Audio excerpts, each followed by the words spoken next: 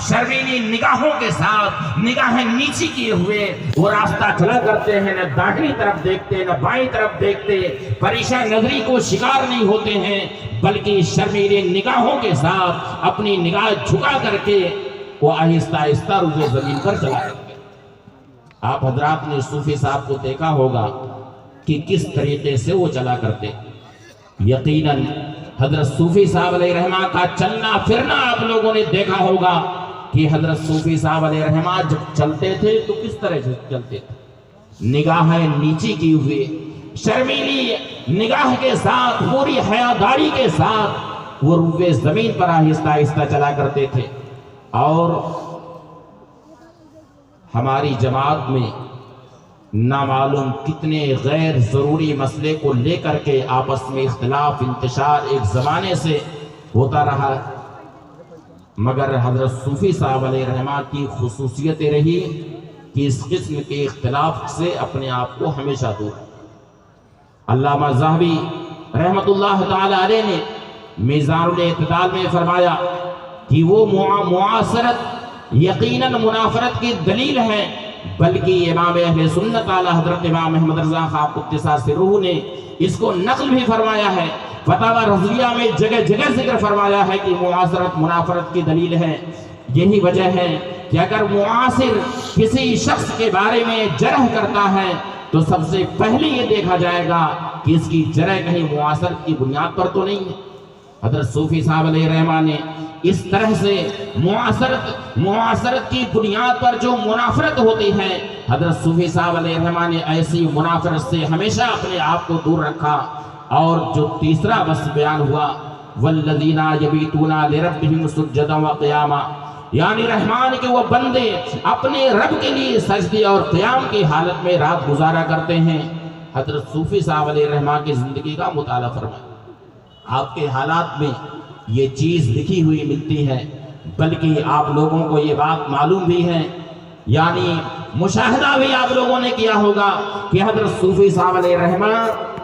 بعد جماعت نماز پنجگانہ کی پابندی کے ساتھ آپ تہجد گزارتے، رات کے آخری پہر میں آپ اٹھ جاتے تھے، نفل نمازوں میں آپ مشغول ہو جاتے تھے، بلکہ اگر آپ ٹرین سے سفر کر رہے ہیں تو ایک چشمدید عالم کا بیان ہے، وہ فرماتے ہیں کہ میں ایک بار ٹرین سے سفر کر رہا، رات میں مجھے اچانک حاجت پیش آئی، میں گیا حاجت کے لیے، دیکھا کہ ایک کیبن میں ہلکی ہلکی روشنی نظر آ رہی، میں گیا اس کیبن کے پاس کہ دیکھیں یہ روشنی کیسی نظر آ رہی۔ فرماتے ہیں کہ جب میں اس کیبن کے پاس پہنچا تو میں نے دیکھا کہ حضرت صوفی صاحب علیہ رحمہ دلائل الخیرات شریف کی اس وقت تلاوت فرما رہے، یعنی جب ٹرین میں سارے پیسنجر سو رہے ہیں، خواب غفلت میں پڑے ہوئے ہیں، اور دیگر لوگ اپنی اپنی خوابگاہوں پر آرام کی نیند سو رہے ہیں، اس وقت حضرت صوفی صاحب علیہ رحمہ اللہ کی یاد میں لگے ہوئے ہیں، دلائل الخیرات شریف کی تلاوت میں لگے ہوئے ہیں۔ یہ انہی بندوں میں سے تھے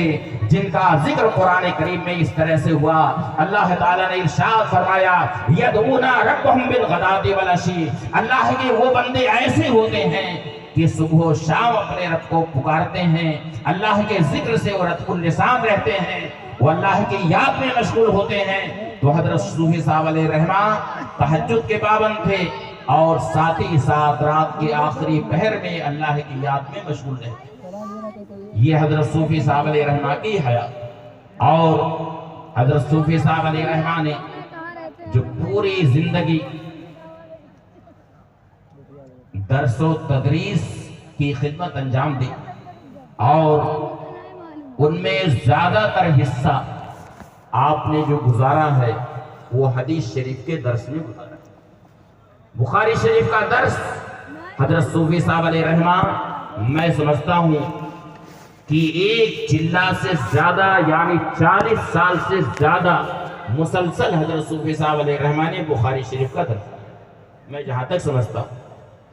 آپ کی شخصیت وہ ہے کہ پوری زندگی خدمت دین میں، علوم دینیہ کی تعلیم میں، خاص طور سے قرآن و حدیث کی تعلیم میں آپ نے پوری زندگی گزار دی۔ آپ کی زبان پر حدثنا و اخبرنا کا وظیفہ جاری رہا کرتا تھا، آپ کی زبان پر قال اللہ و قال رسول صلی اللہ علیہ وسلم کا وظیفہ صبح و شام جاری رہا کرتا تھا، یہاں تک کہ سفر سے آئے، کسی پروگرام سے آ رہے ہیں، فجر کے بعد بیٹھ جاتے ہیں بخاری شریف کا درس دینے کے لیے، رات میں اگر موقع ملتا ہے تو رات میں درس دینے کے لیے بیٹھ جاتے ہیں۔ اس طرح سے پوری زندگی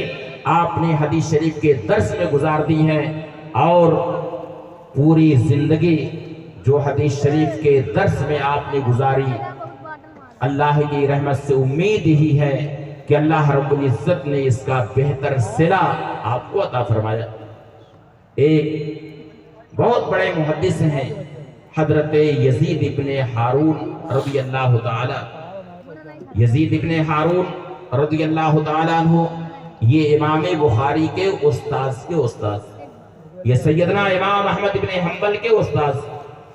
ایک لمبی زندگی انہوں نے پائی ہے اور پوری زندگی انہوں نے حدیث شریف کا درس دیا ہے۔ آپ وہ عظیم محدث ہیں کہ آپ کے دروازے پر طالبان علوم نبویہ کی بھیڑ لگی رہتی تھی، ہزاروں تلامذہ آپ کے موجود ہیں جنہوں نے آپ سے علم حدیث شریف کو حاصل کیا ہے۔ حضرت یزید ابن ہارون رضی اللہ تعالیٰ عنہ کا جب انتقال ہوا تو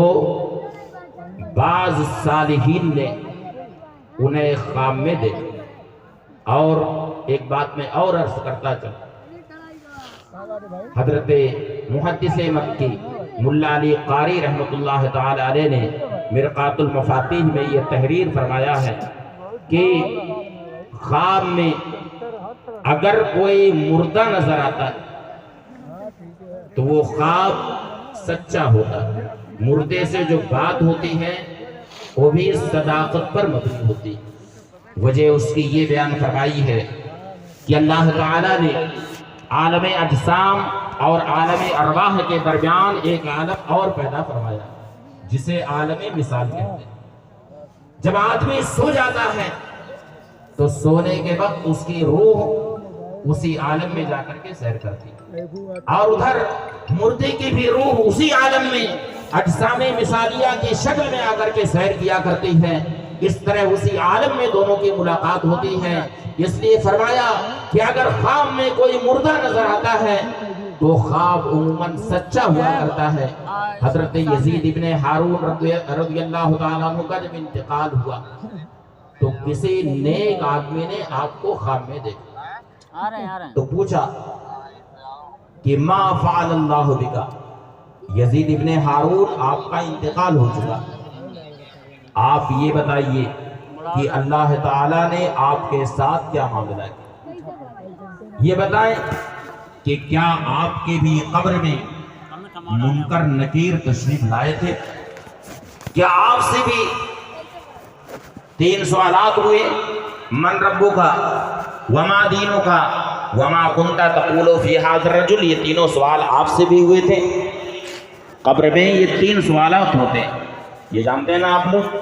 پہلا سوال من ربک، تیرا رب کون ہے؟ تو مردہ مومن ہوتا ہے تو جواب دیتا